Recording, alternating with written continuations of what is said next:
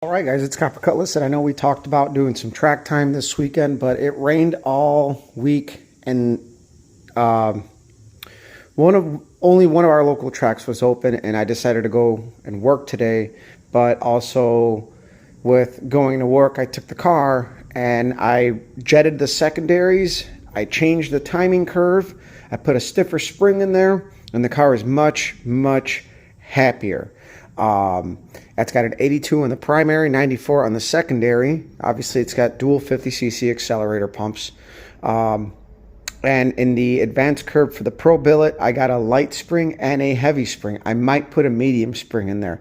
The car really liked that. But what that tells me is that with the high compression that we have a fuel tune issue. So the extra fuel is probably quenching the chamber down. And then on top of that, the slow timing rate hits at a different point in the cylinder pressure when it spikes. So when it's under load, I get a little bit, very, very subtle and little, but once the car is going and under load, it's great. It's just like that initial heavy load of like doing a burnout. If I'm on it and I do a rolling burnout, it's fine. So I think as long as we put some racing fuel in the car when we go out and test, we'll be okay. This is just going to be sweet and short. Everything feels good. This thing straight freight trains. There's a couple things I still got to do I haven't done, like the cover plate for the firewall and getting my battery cables that are going into the car kind of into place and zip tied up and nice and neatly put in there. And then I have to put our good slicks on. And then I'm going to see if I can get the bracket radials mounted on the 15 by 10s and see if we can try those out and see how the car works out. The car is moving out really good. It pulls great. The weather today was about, I'd say, almost 30 degrees different than the last time we were messing with the car, and it didn't get any worse. So that tells me that it's a fuel thing, because if the carburetor, well, we fattened it up too, so if it was lean, it would have been worse on a cold day like this, but we fattened it up. And the spark plug readings look good. The burn mark on the porcelain is about halfway up.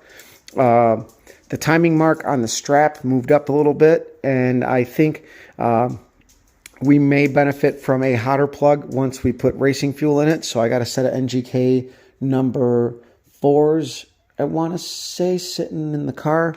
I want to say the number 4s or 5s. I forgot what I got, but it's a hotter plug. Right now it's got a cold plug in there.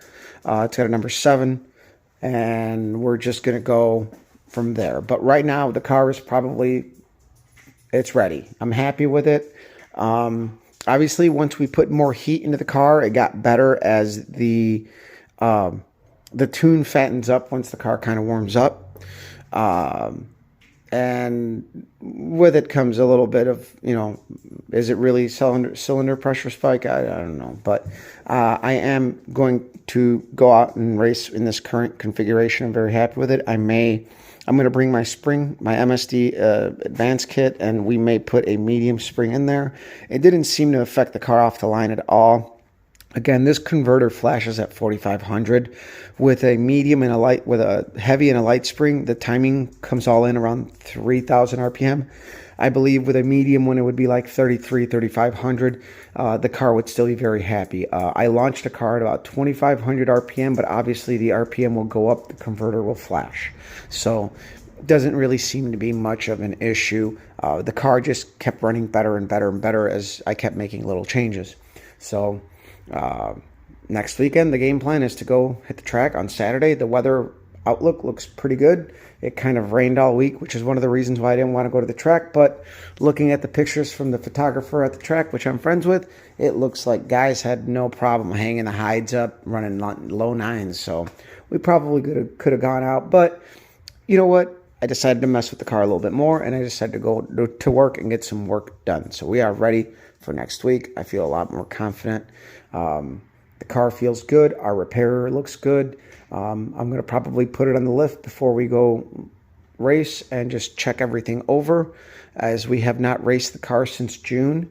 But we're ready, and just stay tuned. I'm going to add some pictures to the end of this video of the handiwork the car did and of what the spark plugs look like.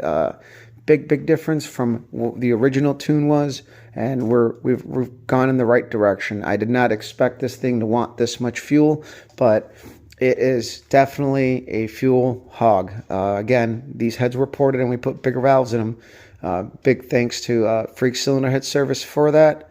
And he still has my J heads that we're going to need for our other 350 build, which this is going to be a little bit milder. It's going to be destined for the Pontiac, like I said, so it's going to be kind of a winter project. And like I said, we plan on racing the Pontiac again next year. We're not really going to be racing the olds. It's going to need a cage. The car ran an 1147 last year, or 48. It's running faster than 1150, so it needs a cage. And hopefully with the cage, we'll get rid of some of that chassis flex as well. Put an NI roll bar in it.